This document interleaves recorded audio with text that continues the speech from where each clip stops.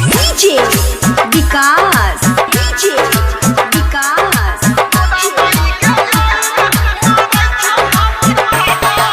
होठ में लाली लगा के घूम अखिया में काजल तोरा मई के लाइन मारे छौ हमर फादर।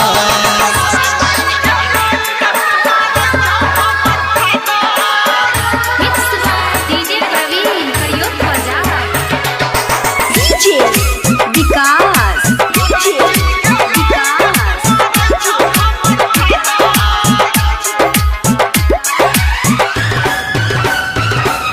मसियाता सीतामढ़ी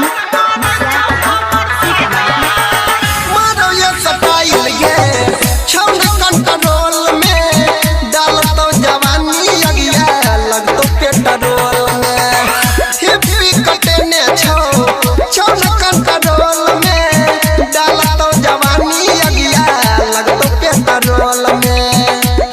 जब सटतोगे नहीं हटतोगे जब सटतोगे नहीं हटतोगे मजा खूबे लेतोगे ओढ़ाई के चादर तोरा मई के लाइन मारे छौ हमर फादर। होठ में लाली लगा के घूम अखिया में काजल तोरा मई के लाइन मारे छौ हमर फादर। अभी आप सुन रहे हैं तेनवाही से माँ दुर्गा म्यूजिक की प्रस्तुति।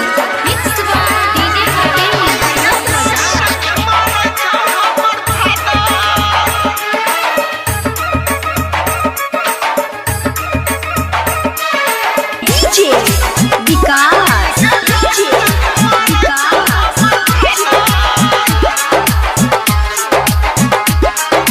मसियाता सीतामढ़ी इज्जतिया बचाई ले मैं तो समझाई ले हमर तोहर लभवल में डर जाई के बतलाई ले। इज्जतिया बचाई ले मैं तो समझाई ले अंकित देवेंद्र के जानिया बनाई ले।